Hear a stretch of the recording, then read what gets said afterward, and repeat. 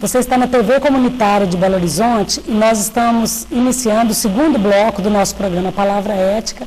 Hoje nós estamos conversando com a professora Marília Murta. A Marília é presidente da COPEM. A COPEM é uma cooperativa, uma escola que é uma cooperativa, e os cooperados não são só os professores, mas principalmente os pais, que... Os cooperados são os pais. São os pais. E os professores, às vezes, também... sim, às vezes também confundem. Os pais também são professores e, conhecendo a escola, os professores optam por colocar os filhos, óbvio, na escola, até como opção ideológica mesmo, e de acreditar, né, nessa escola como uma proposta aí bem melhor de ensino. Marília, no primeiro bloco, então, nós conversamos sobre a história, como essa escola ela atua, e me chamou a atenção em alguns textos, estudando aí sobre a existência da COPEM. Por exemplo, um pai fala da questão dos muros da escola. Eu acho que, como eu também sou mãe, e sempre é um desafio a escolha da escola para os nossos filhos, penso que nós temos uma dificuldade. Nós não podemos também fechar nossos filhos dentro de um espaço como se o mundo lá fora não existisse. Mas também dar apenas continuidade a esse mundo lá fora, sem que o jovem, a criança, ela possa fazer uma reflexão sobre os valores desse mundo, também não dá, né? Como que vocês pensam isso na COPEM? Tá. Você começou falando sobre a questão dos muros, eu fiquei com vontade de falar um pouquinho sobre isso, depois eu aprofundo mais nessa coisa da sociedade. Porque eu pensei o muro físico, pensei o muro também ideológico. Do muro concreto mesmo, porque a gente tinha um espaço, a gente funcionava até o ano passado, num espaço maior na Rua Montes Claros, onde a gente tinha uma área externa muito grande, e o imóvel foi pedido, nós somos forçados a mudar de lá. Eu acho que vale a pena a gente pensar um pouco sobre isso também, que a cidade está perdendo seus espaços de quintal. Nós procuramos diversos imóveis, foram olhados mais de 60 imóveis nessa região, assim, onde seria possível ainda para o nosso público, não foi encontrado nada. Então hoje a gente está num espaço muito bom também, onde a estrutura interna talvez seja até mais bem cuidada do que era o outro, mas sem espaço externo. Isso faz a gente agora estar pensando no seguinte sentido, de tentar realmente romper o muro, no sentido de ser uma escola do bairro, uma escola da comunidade. Nós estamos funcionando pertinho de uma praça, então a gente está começando a fazer esse exercício de levar os meninos para a praça, de fazer a escola, conhecer os vizinhos, chamar os vizinhos para as nossas festas, para tentar fazer com que aqui o espaço que ficou pequeno agora seja estendido para o espaço da rua, do bairro, da praça também. É muito interessante, né, que as pessoas estão perdendo, nós estamos perdendo esse costume, né, de ir para as ruas, porque a rua sempre foi um espaço de convivência e de aproximação com o outro. Depois a gente começou a ter medo da rua, né, por causa da violência, mas eu acho que, tomando os devidos cuidados, a gente pode fazer esses pequenos movimentos de levar as crianças a sair um pouco do mundo da escola. E a vizinhança reconhecer a escola, né, como um vizinho importante. Como um vizinho que não está ali para perturbar, mas não para gerar mais laços e dos muros ideológicos. Pois é, isso é uma coisa mais difícil. Eu acho que quando eu dizia da gente ocupar um entre-lugar, principalmente nesse sentido, porque a nossa equipe, o nosso pensamento pedagógico dentro da Espaço Escola, a gente poderia dizer que ele representa, de algum modo, um movimento contracultural, porque a gente está tentando questionar muitas coisas que estão colocadas de maneira muito forte pela nossa sociedade atual. Por exemplo, a questão da educação é para o mercado de trabalho, a educação é para o vestibular. E se a gente tenta questionar isso, a gente acaba caindo numa situação muito complicada, porque você não pode questionar isso até o fim, porque afinal de contas a escola está dentro da sociedade e cada aluno que está ali dentro tem o direito de mudar de escola e continuar, e ser capaz de continuar em outra escola. Então a gente não pode também fazer um ensino tão diferente que essa criança ou esse adolescente não reconheça outro espaço de escola como uma continuidade daquilo que ele já fazia. Então isso fica um entre-lugar difícil de ocupar, que é o questionar, mas sem destruir também. A gente não quer que ninguém saia de lá com um discurso destruidor a respeito da sociedade em que vive. Não, a gente tem que viver nesse lugar e ter respeito pelo que vive, mas sabendo também questionar e criticar. Então isso é um dificultador, mas é o desafio. É nessa frestinha que a gente quer continuar caminhando. E eu fico pensando nos diferentes modos de ver dos pais, porque eu já presenciei e vivenciei isso nas escolas. Às vezes você quer uma proposta mais humanizadora nas escolas, e alguns pais querem mais cobrança, principalmente das ciências exatas, porque eu acho que na cabeça dele todos deveriam ser engenheiros, né? Ou talvez uma visão estereotipada que eu tenho da engenharia, porque eu acho que todo conhecimento ele está a serviço da humanidade, mas um excesso de ensino na área das ciências exatas, desvalorizando aqueles estudantes que gostam mais ou têm mais afinidade com as ciências humanas, né? Então, conciliar esses interesses, esses discursos também, acaba sendo um desafio dentro da escola, não? Claro.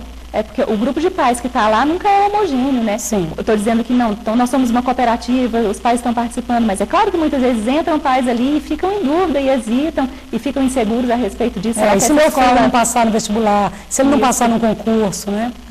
Então, assim, muitas pessoas fazem o movimento de entrar lá, gostam muito, mas acabam ficando inseguros por isso. Tem uma força social muito grande puxando para um outro lado, da visão mesmo da educação para o mercado de trabalho. E é tenso isso, realmente. É um movimento que a gente precisa sempre continuar trabalhando, no investimento no sentido de convencer as pessoas de que talvez essa educação seja melhor. Talvez não, eu já acredito que ela é melhor. Porque a gente pensar o mercado de trabalho, enquanto uma pessoa está ali inserida no mercado, sendo afortunada na sua profissão, ela é também uma pessoa e tem uma vida acontecendo ao mesmo tempo, né? E se a educação não favorece isso, também um crescimento interior até das próprios talentos, da própria criatividade, do próprio sentido crítico em relação à sociedade, a gente pensa que você está formando uma pessoa meio pela metade, né? Que ela só vai servir para se adequar. Exatamente, eu vejo muitas pessoas perguntam para os pais, seus filhos já maiores, né? Tão bem-sucedidos, então é quase que sinônimo de ser bem-sucedido, é uma pessoa que tem um salário alto, né, que ocupou um cargo bem remunerado, como se a sociedade vivesse só determinado tipo de pessoas que têm profissões, né, e nós precisamos das mais amplas, né, profissões.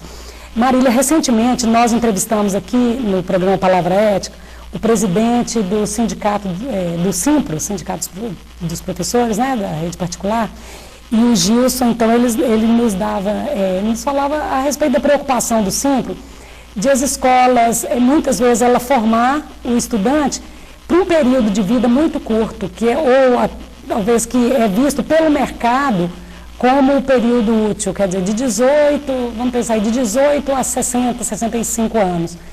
Mas o ser humano, ele vive muito e tem que viver com qualidade antes do 18 e depois desse momento que ele sai do mercado de trabalho. E ele argumenta o seguinte, as escolas não têm pensado nisso. Pensa muito em formar a educação para esse período que pelo mercado é visto como uma vida útil. Como que você, como uma professora de filosofia, uma psicóloga, pensa a respeito disso? Eu acho essa pergunta muito interessante. A primeira coisa é a seguinte, são os dois extremos da vida que estão colocados de lado, né? A primeira coisa que eu acho que a educação tem que pensar no seu dia, assim, no que está acontecendo ali agora. A criancinha de 3 anos que está na escola, ela tem que estar bem ali, naquela hora. E não só a gente pensar que a gente está ali investindo nela para que um dia ela seja um profissional bem formado e bem sucedido.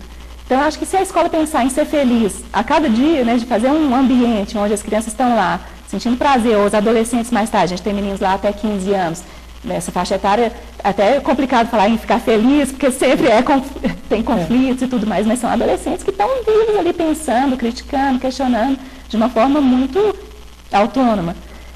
Por outro lado, a gente pensar no outro extremo da vida, quando a pessoa já não estiver mais trabalhando, se ela não teve uma formação inicial básica de autoconhecimento mesmo, de poder voltar para si mesmo, não resta muita coisa depois, né, que deixa de trabalhar, se a pessoa não conseguiu ir se formando como pessoa mesmo ao longo aí desses 60 anos para um dia poder sair do mercado e ficar bem consigo. Eu acho que a semente disso está lá atrás, na educação infantil, na educação básica. É interessante também, uma escola que eu conheci, eu fiquei bastante impressionada positivamente com ela, que é a Escola Família Agrícola. Então, ela trabalha com jovens que são de famílias camponesas, e a proposta da escola é educar não o jovem, aquela visão mais limitada de que o estudante, ele está limitado no estudante mesmo, mas a educação da família. Então, o estudante, o menino, a criança, o adolescente que está ali, ele é um vetor também com a família. A família, além de participar, que a Escola Família Agrícola também, as famílias que mantêm a escola.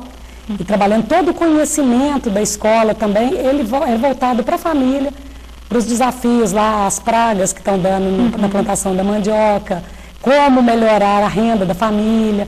Eu acho muito interessante isso, quando a escola consegue compreender que a possibilidade da educação ela não se limita àquele que está dentro dos muros da escola, né?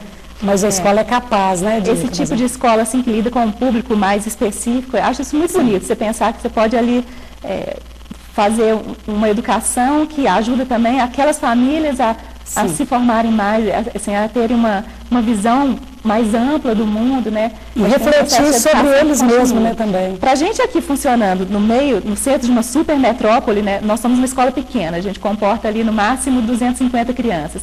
Ou seja, é um pinguinho de gente, né, diante do tanto de gente que vive nessa cidade. Então, os pais vêm de famílias muito diferentes, apesar de que acabam comungando um certo interesse, um certo tipo de educação, mas o público é sempre muito heterogêneo, então esse desafio fica muito maior. É difícil a gente pensar qual é o interesse das nossas famílias. São variadíssimos. Certo. Marília, você me trouxe uns materiais aqui, tem um almanaque da Copem. Sim, esse almanaque já tem uns 3 anos, mas eu trouxe só para ser um material para mostrar um pouco do trabalho que a gente faz lá, assim, um trabalho todo feito com desenhos das crianças, dos adolescentes. Aqui também um folheto com um projeto de alimentação sustentável. Sim. Eu vi também, vocês têm várias oficinas, por exemplo, os museus, vocês têm trabalhado com museus. Como os trabalhos, né, abordam diversas coisas, a gente de vez em quando tem colocado nos materiais uma informação para levar alguma coisa para a comunidade. Sim, considerando que é uma escola pequena, vamos dizer, nem a proposta é ser grande demais, seria ótimo várias escolas pequenas com maior proximidade, né? Nosso tempo aqui já está terminando, Marília, eu gostaria que você sintetizasse para nós quais são os desafios da Copem hoje e quais são os frutos que vocês já colheram, que vocês vislumbram aí de colheita nesse empenho de vocês aí com a Copem, que hoje vocês são reconhecidos como uma cooperativa, mas chamada Espaço Escola, que está aqui no bairro Sion. O grande desafio nosso agora da Espaço Escola é sobreviver no meio dessa sociedade, dessa cidade tão grande, sobreviver no sentido assim, de tentar afirmar. Nós estamos com um endereço novo, um público novo, então a gente está trabalhando ali para se crescer nesse novo lugar. E os grandes frutos que a gente tem são os ex-alunos, que voltam e contando tudo que já viveram ali dentro da escola e como hoje eles estão sim se inserindo no mercado de trabalho, nos vestibulares, quer dizer, a gente falou muito sobre esse outro lado, mas esse tipo de educação também forma para a inserção, porque esse adolescente que está pensando criticamente, ele é capaz também de fazer o vestibular e passar. Então, acho que esse é o grande resultado que a gente tem. E, por outro lado, as nossas crianças que voltam para casa bem todo dia, e aprendem a desenvolver os seus talentos, aprendem a encarar os conflitos, as suas dificuldades e tudo mais. Para mim, o grande trunfo é ter as minhas meninas em casa todo dia, voltando feliz da escola. E o povo do Sion, então, pode ficar não só Belo Horizonte, mas especialmente o Sion, que tem um ótimo vizinho, uma escola aí que se propõe a inserir nessa comunidade, trabalhar, ocupar os espaços públicos com as crianças e trazer muita alegria aqui, né, para o bairro Sion.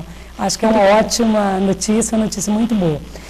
Marília, muito obrigada, então. Nós entrevistamos hoje, conversamos, né, não seria uma entrevista, um bate-papo aqui com a Marília Murta.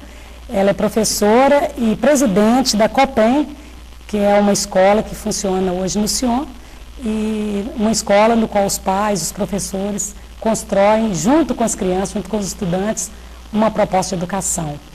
Então, quero agradecer também aos nossos telespectadores, a equipe da TV Comunitária, pela realização de mais esse programa e até o nosso próximo encontro. Obrigada.